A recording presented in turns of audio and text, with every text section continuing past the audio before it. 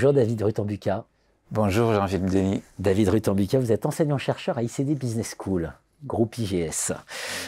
Auteur d'un Management et Data Science, qui est une revue que j'apprécie beaucoup parce que c'est une revue qui parle, qui défriche des sujets, voilà, et qui les rend accessibles au monde professionnel.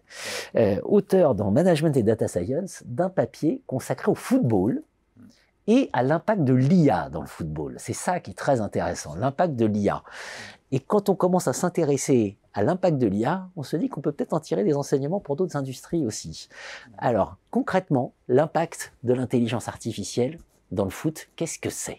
Bon, très rapidement, je vais remonter un peu en arrière pour expliquer l'enchaînement logique qui a conduit à l'utilisation de l'IA dans le foot.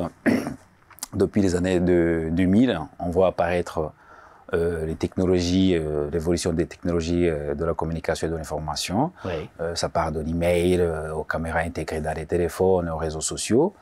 Et en parallèle, il y a l'intelligence artificielle aussi qui profite de ces avancées pour se répandre dans tous les secteurs d'activité. Oui. Donc du coup, le football qui se retrouve au milieu, qui ne voulait pas, c'est tout ce qui vient de ces technologies. C'est quand même le sport roi, donc il sécrète des données.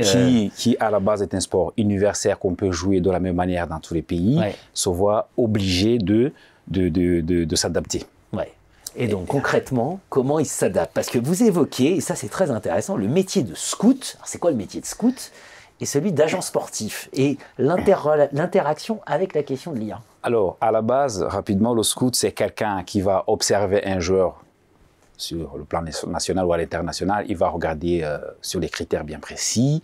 Et après, il fait des notes en retour. Il va faire des recommandations et repérages. Il fait des recommandations à son club pour un futur recrutement. Ouais. Le manager, lui, c'est quelqu'un qui va travailler pour le joueur, pour gérer les contrats, faire des négociations, et ainsi de suite. Les fameux transferts en millions, etc. Oui. Bah, le problème est que le scout, à l'époque, il était obligé de tout prendre à la main, de tout faire à la main avec l'observation d'un être humain. Sauf qu'aujourd'hui, toutes les données sont collectées, presque toutes les données sont collectées sur le joueur et sur son club. Donc, du coup, le scout est obligé, en amont, de regarder d'abord la data, ce qu'on appelle la data driven scout, et après, aller faire ses repérages. C'est ce qui est fascinant, hein, c'est que dans toutes les données qui sont traitées, c'est pas juste le nombre de buts, c'est le nombre de passes décisives, c'est la vitesse de course, c'est les duels, la position du joueur, même sans ballon, l'influence du joueur sans ballon sur le terrain. Ouais. On peut être influent sans avoir un ballon sur le terrain. Donc ça, c'est très intéressant. Ouais.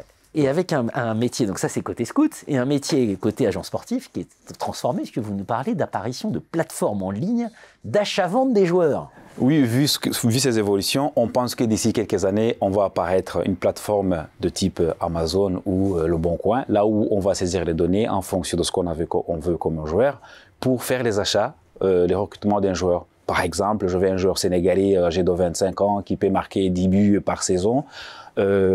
Et voilà, qui n'a pas été blessé depuis 2 ans, ainsi de suite. Et après, ça va faire des recherches. Je vais avoir apparaître une liste de ces joueurs et c'est à ce moment-là que le scout va observer ces joueurs. Mais d'abord, dans un premier temps, on va se baser sur la data. C'est absolument fascinant parce qu'il y a des limites quand même, hein. Il y a des limites à l'IA. Oui, forcément. Le foot, ça reste...